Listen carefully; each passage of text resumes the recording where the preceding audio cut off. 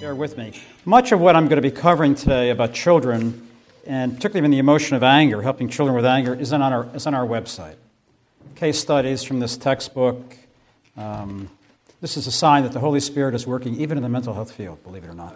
That the colleague at the University of Wisconsin, Bob Enright, Catholic colleague, who has empirically proven in studies what Jesus Christ taught about forgiveness. So the American Psychological Association Press asked for a textbook, and then he and I co-authored this textbook. He did the research, and I did the clinical chapters, children, marriages, and all the different emotional disorders. Today, I'm looking forward to speaking with you, and I'm looking forward for your input too, talking about, in particular, the protection of the emotional lives of children. The first talk was on the spiritual life of children, importantly. The second, mine, is on the emotional development of children, emotional lives of children. The third will be on the character development of children. This talk that I'm giving, though, cannot be separated from the third talk on the character development of children, because one of the major ways in which you develop healthy personalities is by developing a healthy character. This has always been the tradition in Western civilization. You develop a healthy personality by identifying your weaknesses and by growing to overcome those weaknesses through basically acquiring certain virtues. And believe it or not, the young mental health field is even moving in that direction. One of the leading psychologists at the University of Pennsylvania, Marty Seligman, has a new book, Character, Strength, and Virtues, where they're looking at not focusing just on Freudian, the analytic view of pain, and you have all this pain, and this pain makes you do certain things. This is, many people are now in this culture in the victim role. I was traumatized, therefore I do this. And Marty Seligman and some other leading psychologists in academia are saying, time out, wait a minute. Let's revisit this. Many of the young people I treat who have been very traumatized by divorce and other areas of pain, I share with them the story of a 19-year-old young man. His father had just died. His mother died when he was a child. His only brother died when he was about 10 or 12.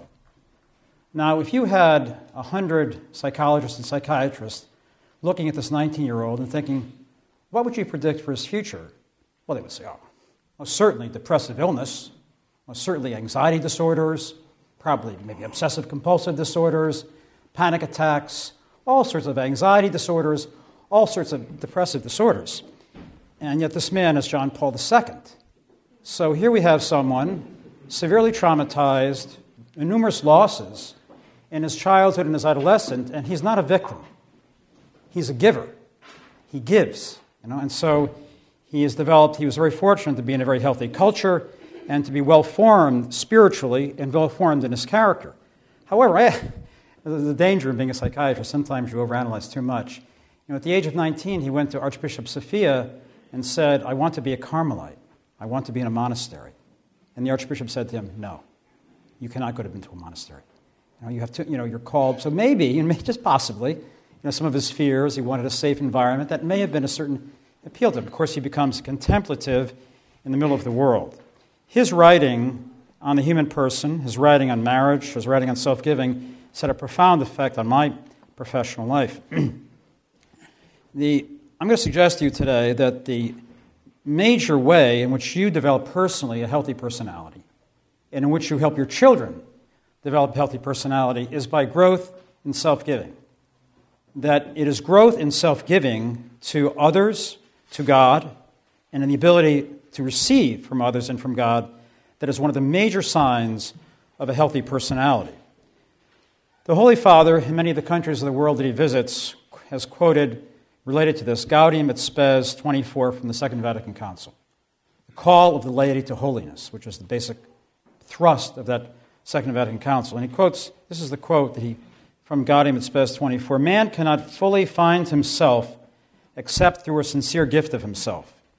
That it is in giving that we find fulfillment. It is in giving that we become ourselves. Not in taking, but in giving. Quite different than the view of this culture.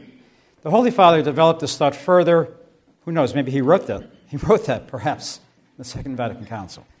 In Fides et Ratio 33, this is this encyclical on the belief that faith and reason are not opposed to each other, that faith and reason belong together. That was certainly always the view at university life prior to the French Revolution, that they belong together. They're not at war, that faith enriches reason, reason enriches faith. And in Fides et Ratio 33, he wrote this: human perfection consists not in simply acquiring an abstract knowledge of truth, but in a dynamic relationship of faithful self-giving with others. It is in this faithful self-giving that a person finds a fullness of certainty and security. So if we're going to be healthy adults ourselves, and if we're going to raise children to be healthy, then our goal, I would suggest to you, has to be self-giving. We're called to give ourselves. And then we feel whole, we feel complete. But there are many obstacles to self-giving.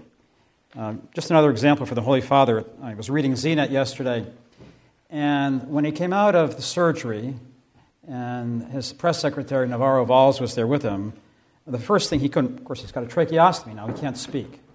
So he wrote, first thing he wrote was, "What have they done to me?"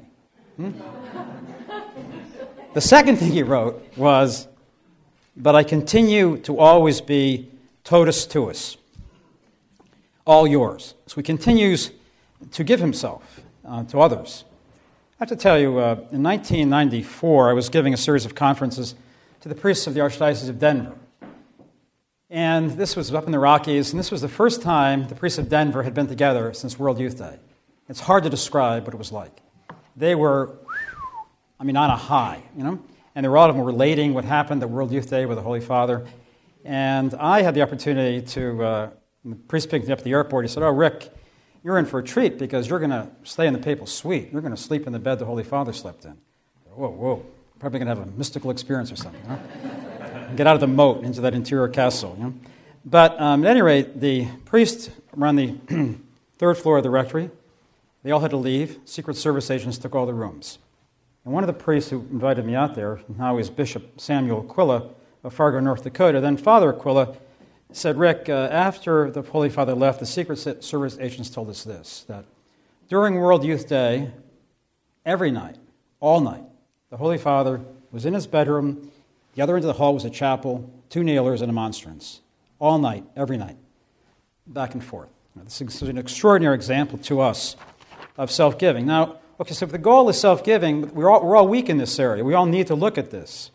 And I've listed here, unfortunately we don't have the PowerPoint presentation, I've just listed here some most common weaknesses that exist in self-giving. A lack of knowledge, anger, sadness, anxiety, selfishness. The biggest one in this culture is selfishness, pride, lack of confidence, negative parental legacies, a weak interior life, disordered self-giving, a lack of virtues. So what does this pain do to us? This pain turns us in. Okay? All emotional pain turns us in. It blocks then our ability to be giving in our marriage, to be giving to our children, to be giving to our neighbors, to our community, prevents solidarity from developing. So we're called to be giving. But this view of the human person differs very significantly from the present view in the culture. The present view in this culture that we're in is that you find yourself, that you've got to focus on yourself. You focus on self-esteem. And this whole self-esteem movement, both in the mental health professional, in the educational system, underlying the self-esteem movement is the philosophy of utilitarianism, that people are there to be used. The world centers on you. You are number one. You're back in the Garden of Eden. Sink your teeth into the apple. You know the difference between right and wrong. No one will tell me how to live my life. That everything set, my needs come first. So this is one of the major reasons for divorce. This is one of the major reasons for weaknesses in families. This is one of the major reasons why Catholic couples do not form their children in the sexual moral teachings of the Church, because they're turned in. A Catholic psychologist who studies character development and virtue, Tom Lacona, at one of the New York university system, SUNY system, wrote a very good book last year called Character Matters. Character Matters. And he looked at this view of character of young people, and he looked at the 2002 report card on the ethics of American youth. And this is what he found. The report, in 2002, 75% of American youth reported cheating in the past year. 40% admitted they'd stolen something from a store. Despite this high levels of reported dishonesty, 76% of the students reported high ethical self-esteem, agreeing with the statement, "When it comes to doing what is right, I am better than most people I know." So we have here a culture of inflated self-esteem. Inflated self-esteem to the point of love of self to the exclusion of spouse under stress, the exclusion of children under stress, the exclusion of God. So we turn in. This differs radically from the Christian view of the human person. Brilliantly discussed by John Paul II in many of his writings, but our legacy of Western civilization, that we develop our character by growth and virtue. We look at our weaknesses. We don't call a psychiatrist and see a psychiatrist or a psychologist. If you can't sleep, maybe you do. But you look at your weaknesses, and then you look at the virtues. What virtues can I grow in to counter these weaknesses? This is essentially what this new book in psychology, Character, Strengths, and Virtues, is all about. And our goal is, a good example from one of my colleagues is the superintendent of schools of the Archdiocese of Philadelphia, Tom O'Brien. He had a meeting with his counterpart in the public schools, and they were talking about the problem of excessive anger in the schools. So his counterpart in the Philadelphia school said to him, "How many metal detectors do you have in your high schools?" Tom said, "We have no metal detectors in our high schools." He was surprised. He said, "You have no metal detectors?" He said, "What do you attribute that to?" Tom said, "Well, you see, we're here to educate children, but we have a mission. And our mission is to help these children to become more like Jesus Christ. That's our mission. And that may be one of the reasons why we don't have a lot of metal detectors in our schools." So this is this is very important that we help children grow in confidence and the proper type of confidence and protect them in this area. All right, I'm going to go on to looking at these emotional conflicts. The one that's actually the easiest to treat, believe it or not, is anger. That's the easiest of the emotional conflicts to treat. That's the easiest one to apply virtue to, grace to get under control, and that's extremely important to get this emotion under control. Excessive anger is the single major cause for children coming into counseling. It is the major reason why married couples come into counseling. So it's very important to address this issue. The Holy Father has written, we have this as a motto on our homepage of our website. The Holy Father said that the family that lives the requirement of love and forgiveness to the full becomes the major bulwark of the civilization of love and the hope for the future of humanity. That our families, our domestic churches are really based on love and forgiveness, become the hope for humanity. Now, excessive anger is an emotion that develops in one of several ways. I'm going to talk about the nature of anger and then approaches as parents you can take to deal with this, but also to look at it in yourself. It's so important that all of us honestly look at our own emotional lives and deal with it, because our children acquire gifts from us, but they also acquire our weaknesses. So if we are weak in anger, they will be weak in anger. If we are sad, they will be sad. They're sponges. They're going to take into themselves whatever we have and don't have. They're going to model our gifts, thank God, but they're going to pick up our weaknesses. If we're selfish, they're going to pick that up. We're not confident, they don't appreciate the gifts God has given us. We're not confident in God, they're not confident. So in this talk, I'm hoping we can both look at our children and look at ourselves and what we can do to form our characters to be healthy parents. Now, okay, anger develops usually from hurts and disappointments, but it also develops from selfishness. These are the two major causes of anger in children. First are hurts and disappointments that occur in the family. Second, character weakness of selfishness, which we all have to one degree or another. One of my favorite saints said, "Pride and selfishness finally leaves us 15 minutes after we're in the grave." It's tough to deal with. And we all have it. Driving home from work, I try to think to myself, okay, Rick, let go. Don't be selfish. You want to go into the home tonight? Giving to Adele, giving to the girls. So let's look at the emotion of anger. So it can arise from both different hurts and from selfishness and certain other stresses. Anger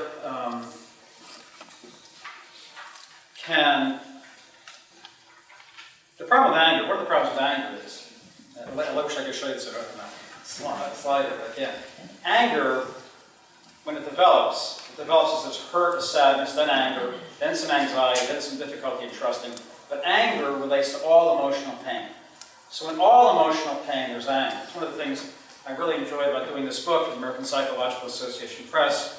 A lot of this is in our website, which is only half developed, that anger is prevalent, highly prevalent in depression and anxiety disorders and substance abuse disorders, and eating disorders, every disorder. There's a significant level of anger. Now, you might not think that. The person says, well, basically, I feel anxious. I feel sad. I don't feel angry. But there's a common pathway of emotional pain, and anger is part of that pathway.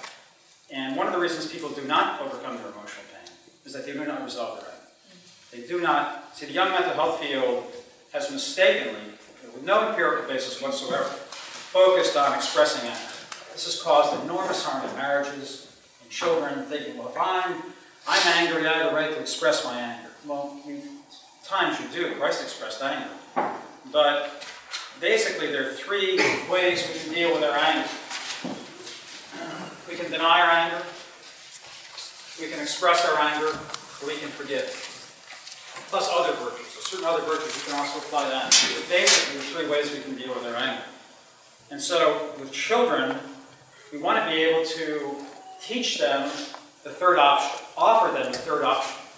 Offer them the option that you can forgive. You don't have to deny your anger. You don't have to express it excessively. You can move and you can forgive. I knew a priest at North Catholic High School. In his homeroom class, 9th graders, he would say to them, look, since we were here yesterday, it's possible that some of us have been hurt, disappointed, upset. So I want to begin this class by thinking of forgiving anyone who's hurt us. Now he claimed, he thought when he did that, the years he did that, the students did better. Theoretically, it makes sense. Because if you forgive, your anger diminishes, and then we deny our emotional pain with our intellect here. So you can take the energy of your intellect and use it for what it's meant to be used for. Remembering, concentrating, focusing in, not turning inward, and trying to control your sadness, your anger, your emotional conflicts. Let me talk about, we live at a time where it's very important to protect children and teenagers. Last week I was with the priests of Lincoln, Nebraska, for their study day, and I was speaking to them about their role as not just shepherds of the souls of people, but also shepherds of the hearts and minds of people today. Because they live in a time when children and marriages really need to be protected. Here's some of the major causes of it. I mentioned selfishness and hurts, but this is going to be a little controversial. Another major cause of anger in children today is daycare. And we have to look at that. We can't, there was an $80 million, 10 university study on daycare by Jay Belsky. If you want to look at the study, Jaybelsky, research on his name, we'll go right to the study, Jay Belsky. The results were not well received, and the conclusion was this. There was a constant dose-response relationship between time in daycare and negative behaviors, especially those involving aggression. So why would that be? Why would a child in daycare have problems with aggression? Well, as a child, your basic foundation to feel safe is your mother.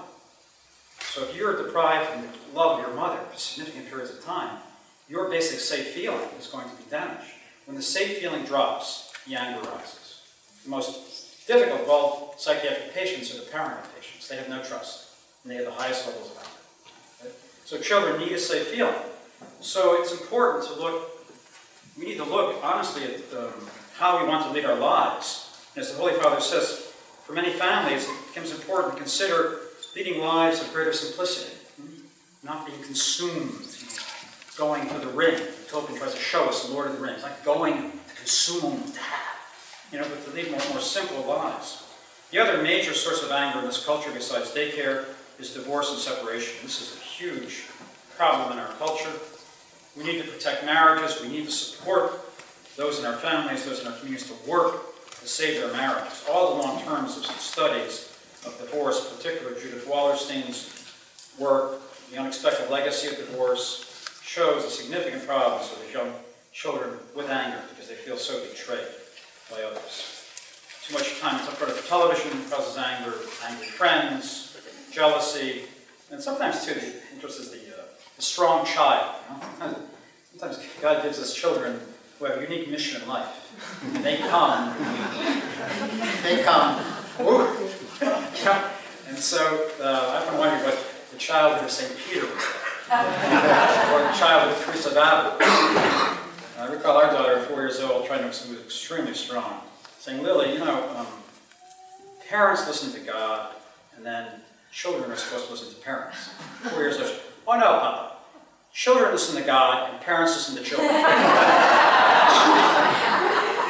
My mother-in-law was dying, Adele's mother was dying of liver cancer, and I said, told her the story, so please, you got up there, please keep Lily in mind. So this is another issue in terms of some children are just very, very strong.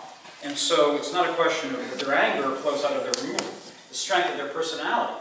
And so for these children, in forming them, we have to try to help them grow in gentleness and other virtues that I'll get into later that offset the strength. But in this culture, in terms of hurts, the most common source of anger that one sees arise from father relationships. From, of course, today because of divorce, but in the past, fathers who were distant, fathers who were critical, fathers who were angry, selfish. This is the epidemic today, selfishness in parents. Mothers, the source of anger would often be mothers who were controlling, mothers who were too materialistic. St. Paul tells us, do not provoke your children to anger. Think about what that means. Do not provoke your children to anger. Well, in my own clinical experience, one of the major things that provokes children to anger, selfishness in parents, a lack of courage in parents, and being too controlling. If you're too controlling of a child, that child is going to respond with anger. We walk a fine line as parents. We want educators to be responsible, yes, but controlling, no. We don't want to cross that line from being responsible to being controlling. So if we become controlling, then we can generate some significant anger in our children. And one of the major ways we can avoid being controlling is just what the Holy Father said when he came out of surgery, all totus tuus. And the more we can give our children to God, I mean, they're gifts to us, but they belong to Him more than they belong to us. The more we can give our children to God, I mean, first of all, calmer we're going to be, less stressed out we're going to be as parents, less angry we're going to be as parents. And so that's very important. Okay, now, in terms of the dealing with anger, there are basically three types of ways one can express anger.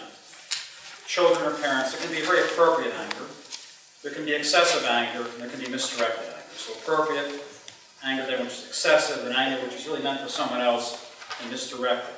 In schools today, we have an epidemic of misdirected anger because of children coming to schools from very limited families.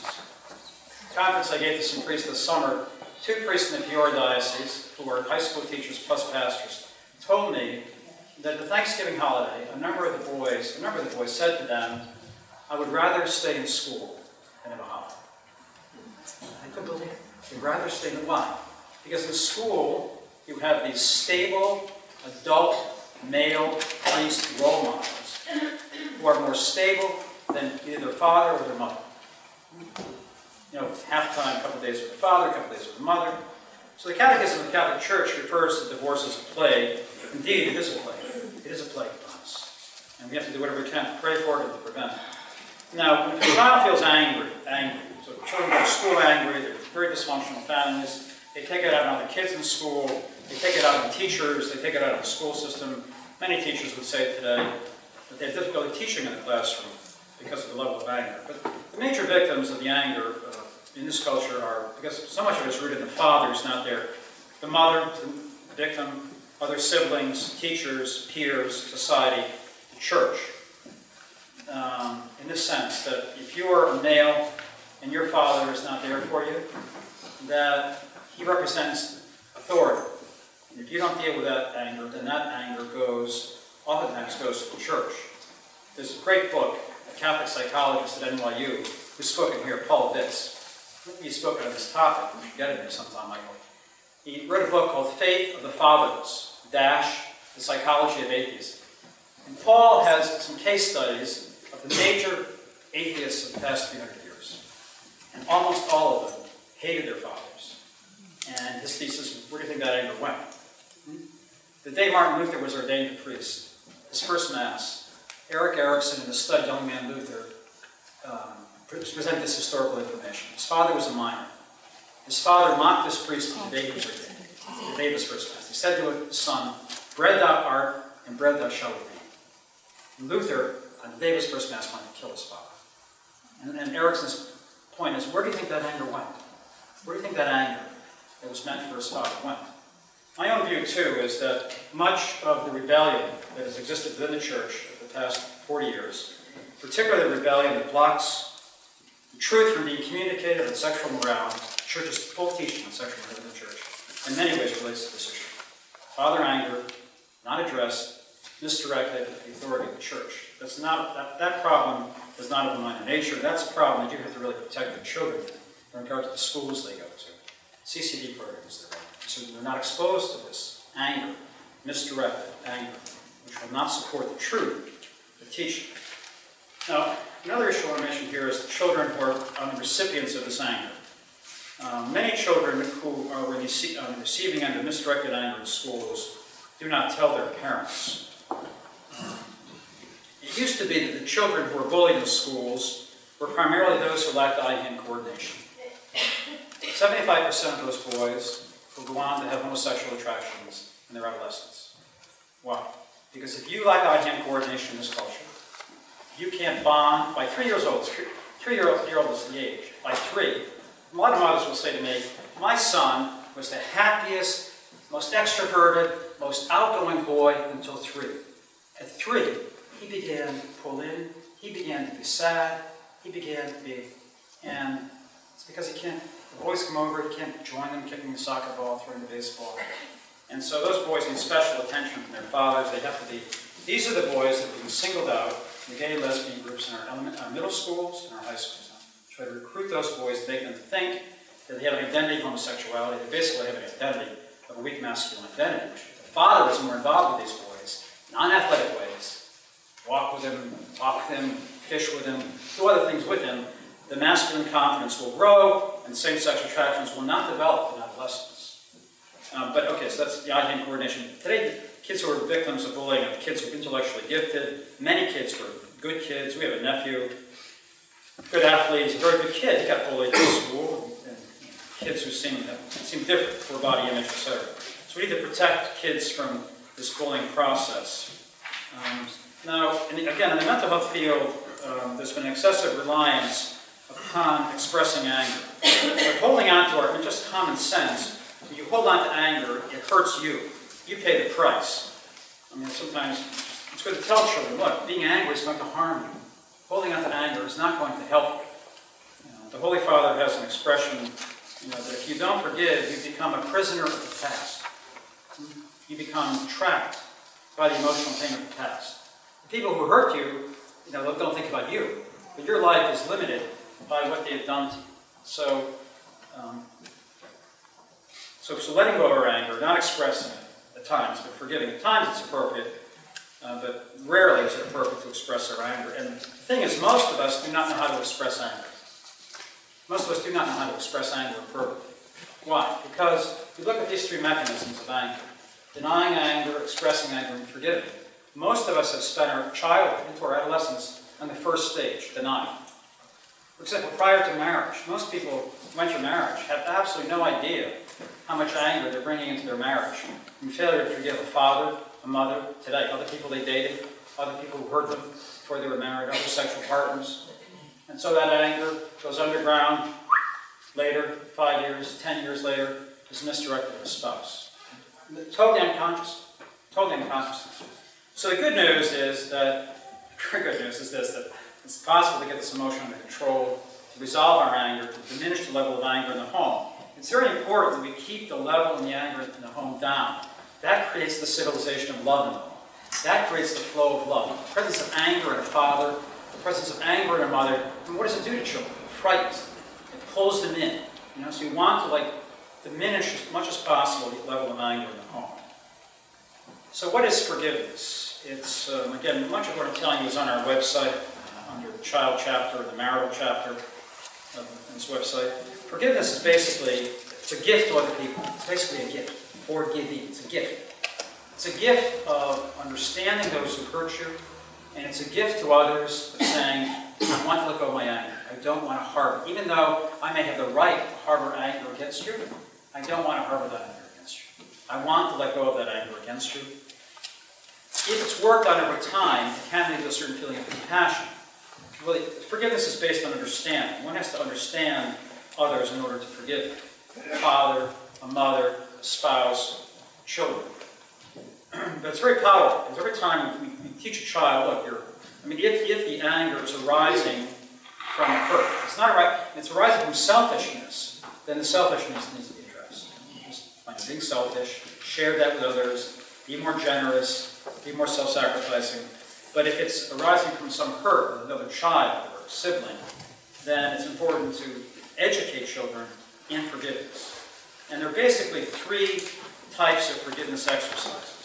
The one most of us need to use most frequently is we call the immediate forgiveness exercise. You're hurt, you're angry with your spouse, you're hurt, you're angry with children. You turn on the television and you see what's happening here. The attack on Catholicism is no longer subtle. It used to be subtle. It used to be very subtle. It's no longer subtle. It's in your face. New movies, it's in your face. Euthanasia. The church is insensitive. The church is insensitive to love. It's a major change. So many people get very angry. You read the newspaper, they get angry about it. And you don't want to hold on to that anger. Even though your anger is justified. You're angry with your spouse. You want to hold on to that anger. So here's what an immediate forgiveness exercise is. It's recognizing, okay, I'm angry, and I can immediately let go of that anger. The child. I can immediately correct my child in anger. But we don't want to correct our children in anger. Correction should be given, whether it's to a spouse, child, brothers, in gentleness. It should not be given. If you give it in anger, it's not going to be received. Plus, you're modeling behavior that's not healthy behavior. You're modeling immature behavior. It's immature to express anger excessively. It's a reflection of a character weakness in yourself. You love your child. You should be able to process your anger inwardly and then correct. But here's how that works. We're going to try it out. Okay? Like you think to yourself, I want to understand this child, understand my spouse. I want to forgive them. I want to understand them. I want to forgive them. Or other virtues. I want to be patient. I want to be compassionate. I want to be loving. And when you think about forgiving, what happens is every time you do it, it's like you reach in and you pull out some of the anger. And so the anger will settle down. My recommendation is do not correct until your anger is diminished. Do not correct your spouse, your children, until you can do that without being angry, your voice conveying anger. And that's one of the most important exercises, things we can teach our children. My daughter sometimes, the oldest daughter sometimes suggests to her, or even really think, God, take my anger. You can use a spiritual approach too. Because you can forgive in one of three ways. You can forgive with your mind. You think, I'm willing to forgive. I want to control this anger. You can forgive when you really feel like forgiving. You understand how your child has been hurt or your spouse has been hurt. Or you can forgive spiritually. You think, Lord, take the anger. Christ on the cross said, Father, forgive them. They know not what they do. So you can forgive in one of three levels. But it's important. And each of these levels can help us diminish anger a bit. Sometimes you get so angry with a child, you can explode. You think, Lord, take the anger. Take my anger. If you do that, it will subside, so you have a better ability to forgive. Children who are picked on at school, or say you're at a family gathering, recipients of excessive anger, and you find out later, then one can use a past forgiveness exercise. One can use it at bedtime. St. Paul tells us, don't let the sun go down in your anger. Most of us do. We do. We don't do it deliberately. In the early years of my work, I used to, a couple times a week, sit in the patient's chair, and I had a great deal of trust in mental health professionals. I used to be a real doctor before I became a psychiatrist, a family practitioner. And I would sit in the chair and think, Lord, if I have anger like some of the people I've seen this week show me, here. So, this is a process for all of us to try to.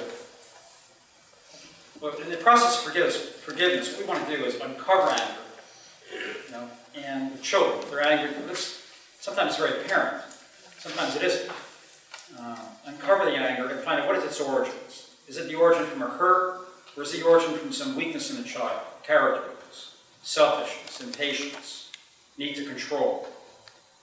desire to lead. So you uncover the anger, and then you try to, in a certain sense, sell to a child forgiveness. Market it. You know? This is going to help you more than expressing anger. You know, you're going to feel a lot better if you can forgive your brother or your sister than if you go around venting anger. You know?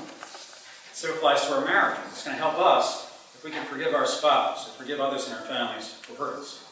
And then, so you uncover the anger, you make a decision to forgive, and then you work on it. And you work on it by understanding, you work on it by forgiving. And also, another aspect of this forgiveness process, a very important aspect, is asking for forgiveness. Teaching children to ask for forgiveness. We should model this in our marriages. We should ask our spouses periodically for forgiveness. Times when we're insensitive. But asking, in terms of asking for forgiveness, I'd suggest that, with siblings that might fight the day, say they're sorry, ask for forgiveness. But also, importantly, teach children to ask at bedtime in particular, forgiveness of God. Please forgive me for ways today in which I have not been sensitive or loving or whatever.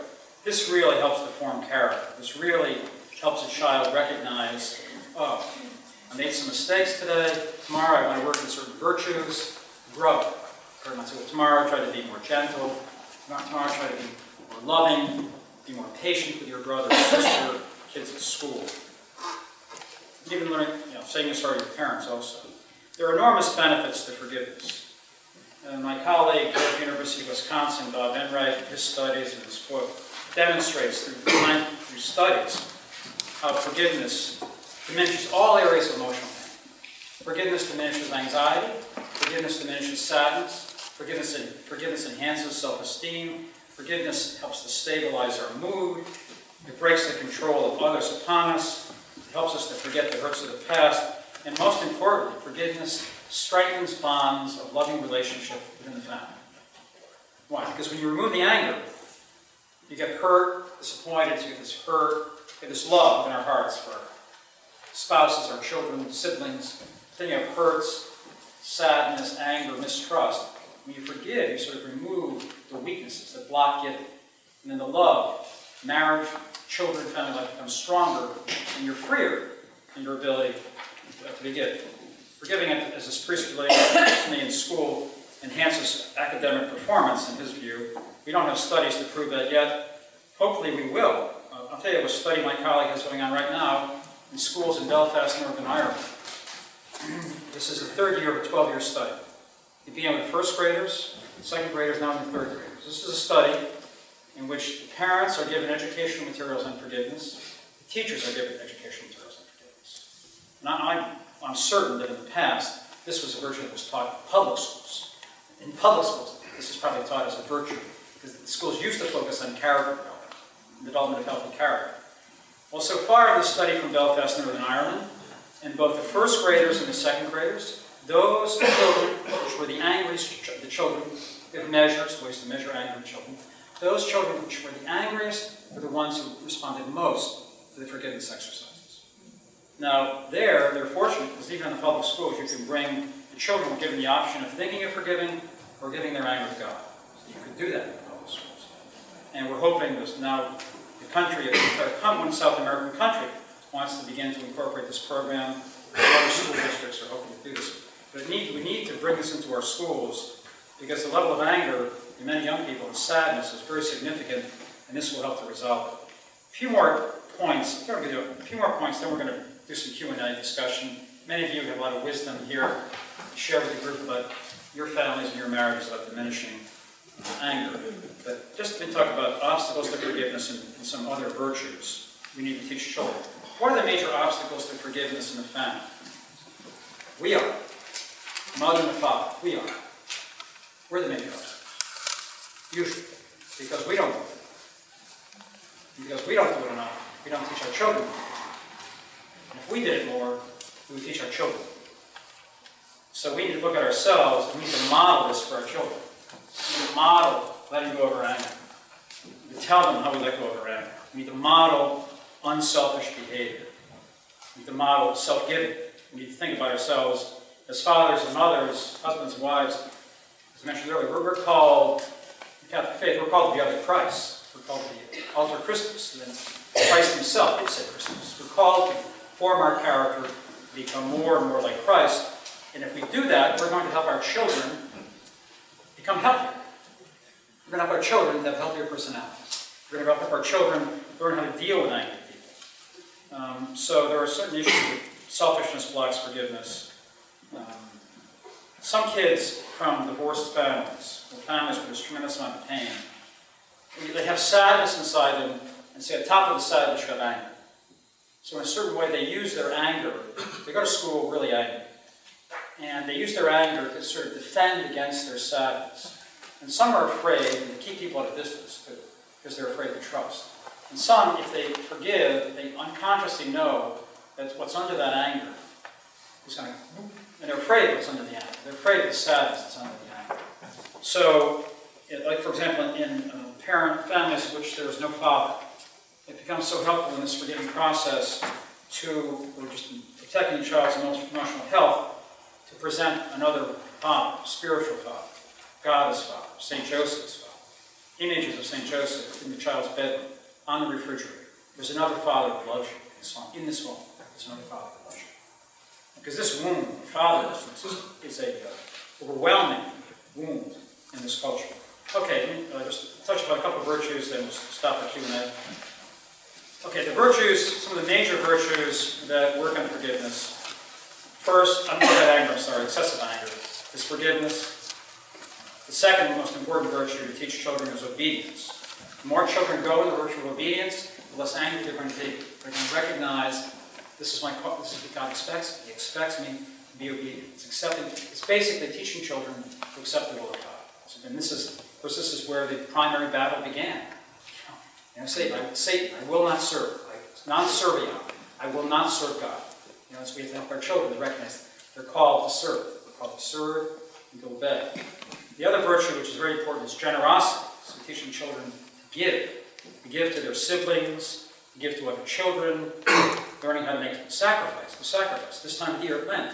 Very important. Pat Fagan talked about this last month. Teaching children to make sacrifices in this month of Lent. Many are happy to do it. The other virtue, of course, is orderliness. Orderliness, that virtue fights against selfishness. That does war against the weakness of selfishness. Compassion, temperance, humility, faith, gratitude. These are other virtues. They're very helpful. Okay, before going on to a few other matters, let's just stop for a minute and look at it up. Anyone have any?